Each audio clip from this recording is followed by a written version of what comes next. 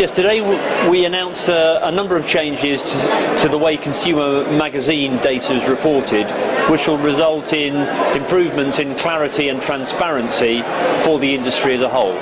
The two key elements that we announced today: firstly, publishers will now be able to report a combined print and digital edition figure, which will appear on their certificate alongside the print and digital totals separated as well.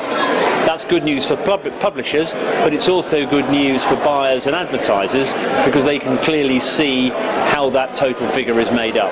The second improvement, is that as well as reporting a figure for their 6-month average circulation, publishers will be required to report monthly breakouts of each month in the period, so January, February, March, as separate averages. That's very good news for media buyers and advertisers because that will give them additional granularity of information that will enable them to plan and buy their campaigns. As always, when ABC takes big decisions like this, the ABC board is involved. And the great thing about the ABC board is that all the key players from all sides of the advertising and media industry sit around that table. So sitting around that table are representatives of all the key players of the advertising and media industry. So from advertisers, Procter & Gamble, from media agencies, Aegis and Group M, from media owners, News UK, Bauer, and others. What there's no doubt about at the moment is that digital platforms of media brands are growing in importance, and digital editions, particularly in consumer magazines, are no exception to that rule. Currently now, of the 550 odd consumer magazines registered with ABC, almost 200 are reporting their digital editions, and that number continues to grow. The number of digital edition copies reported is also growing fast. In the most recent set of data reported, the number of digital edition copies increased by 60% against the previous period.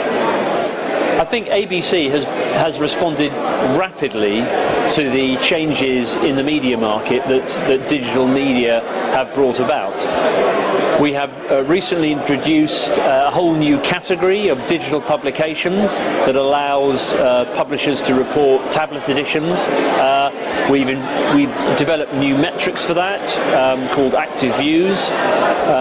We have rapidly expanded the number of digital editions that are being reported by consumer magazines, and we continue to develop and evolve new ways of reporting websites and apps. Any individual decision will be taken when the whole ABC board, that's advertisers, media buyers and media owners, are in support and are in agreement.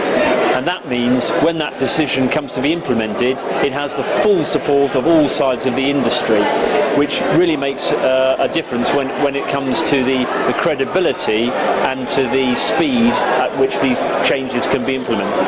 In addition to innovating and allowing media owners and media buyers access to data across the increasing number of digital platforms that media brands are now wanting to report, we are also bringing greater transparency to the digital ad trading system, firstly through our work in brand safety, minimising the risk of misplacement, secondly through our work in helping companies to prove their compliance with privacy codes for online behavioural advertising, and thirdly in terms of some new and exciting work that we're doing in the area of ad viewability.